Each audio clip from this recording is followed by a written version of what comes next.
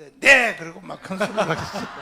헌법학자 박사님인데 지금 3대 대통령 김대중, 노무현, 문재인이가 평양에 가서 연방제를 합의를 했어요. 네. 사인까지 했거든요. 그렇습니다. 근데 어제 주진우 기자가요 자꾸 나한테 그래 사인한 적이 없다고. 정신 나간 놈이죠, 그거.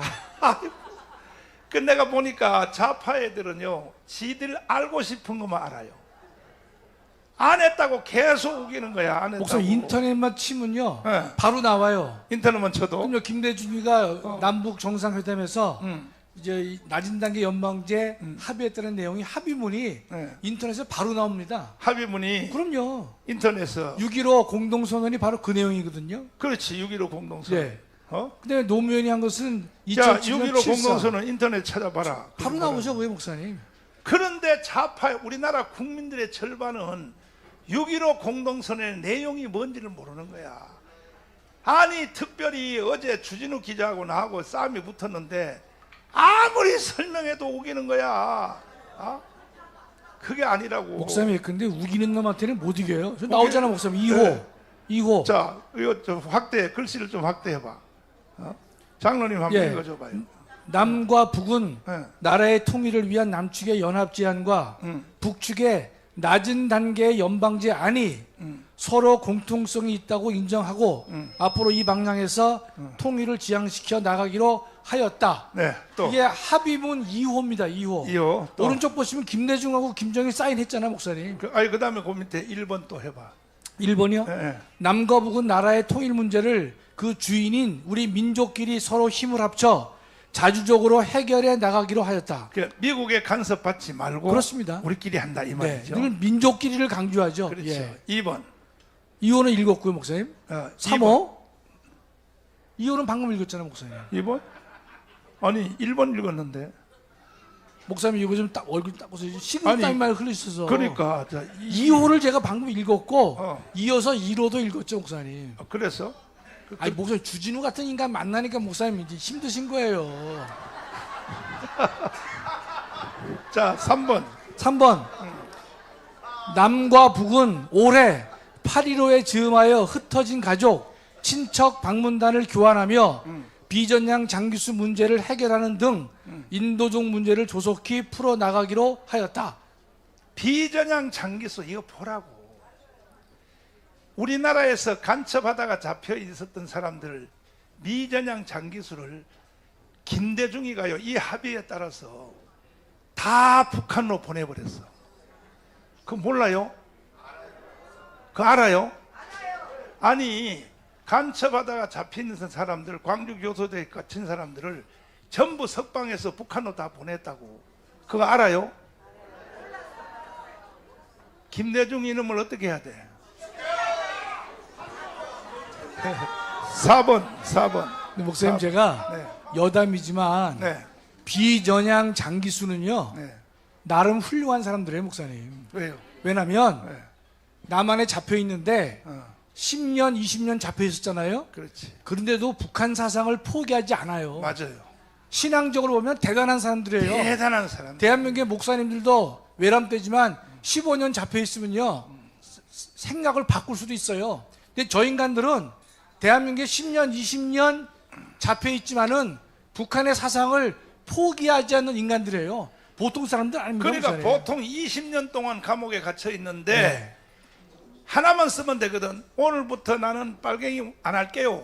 하면 바로 풀어준다고. 네, 전향한다는 사인만 하면 되는데 안 하잖아요. 그걸 안 하는 거야. 20년 동안 감옥 사는 거야. 이 사람을 김대중은요 다 석방시켜서 북한으로 다 보내버렸어. 4번. 4호요. 남과 북은 경제 협력을 통하여 네. 민족 경제를 균형적으로 발전시키고 사회, 문화, 체육, 보건, 환경 등 제반 분야의 협력과 교류를 활성화하여 서로의 신뢰를 다져 나가기로 하였다. 북한한테 돈 다 갖다 주려고 이렇게 써놓은 거야. 5번. 뭐 그럼 정확히 5호라고 그래요, 목사님? 5호? 아, 예. 5호. 남과 북은 이상과 같은 합의사항을 조속히 실천에 옮기기 위하여 빠른 시일 안에 당국 사이의 대화를 개최하기로 하였다. 김대중 대통령은 김정일 국방위원장이 서울을 방문하도록 정중히 초청하였으며 김정일 국방위원장은 앞으로 적절한 시기에 서울을 방문하기로 하였다. 2000년 6월 15일입니다. 예. 자, 여기 서명 누가 했어요? 김대중, 김정일이요. 예.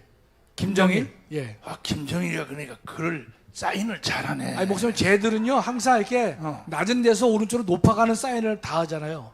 저 인간들은. 아하. 그래서 김정은도 그랬고, 어. 김정일도 그래요. 항상 이게 사인을 보면 옆으로 안 하고, 어. 이게 흘려서 위로 올립니다. 예. 그것도 기싸움 하려고 그러는구나. 모르겠어요. 하여튼. 뭐.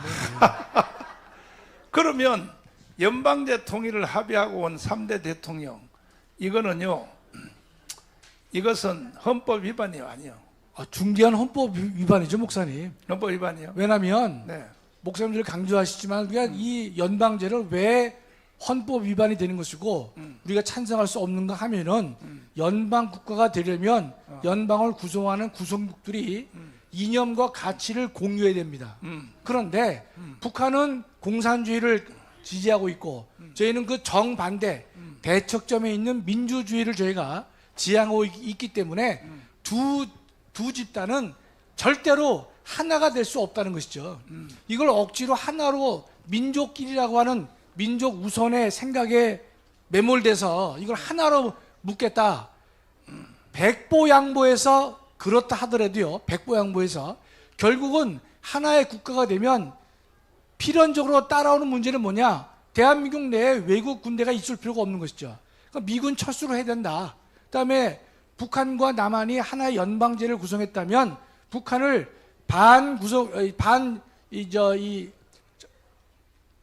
반국가 단체로 볼 이유가 없게 되는 것이죠. 그렇지. 그렇다면 국가보안법을 필연적으로 없애야 되는, 즉 수순이 같습니다. 그러니까 김일성이가 예전부터 지금까지 늘 강조하는 것, 국가보안법 폐지, 그다음에 이 주한미군 철수, 이 방법을 저것은 통일이라고 하는 측면에서 접근하고 있는 것이고, 지난번 문재인이가 이 세계를 다니면서 유엔사 폐지를 읍소했다. 그 말은 결국 다른 각도에서 종전협정이라는 측면에서 주한미군을 철수하고 국가보안법을 폐지하려고 하는 것이다.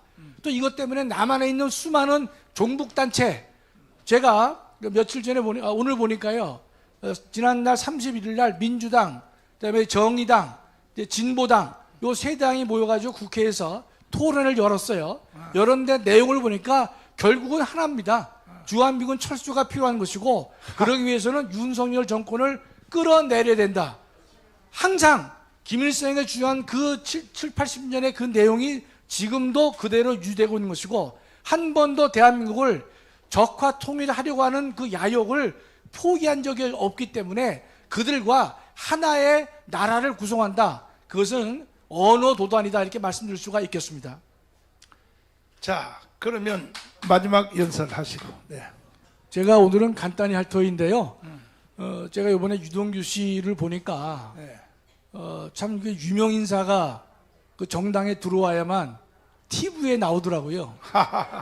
저는 뭐 아무리 해도 TV에서 안 비춰주는데 기행을 해야 되는데, 제가 그래서 우리 자유통일당의 이 당명이 KBS의 자막에도 나오고, 그다음에 TV에서는 자막에도 나오고, 그래서 기쁘기도 하면서 마음이 참 슬펐습니다.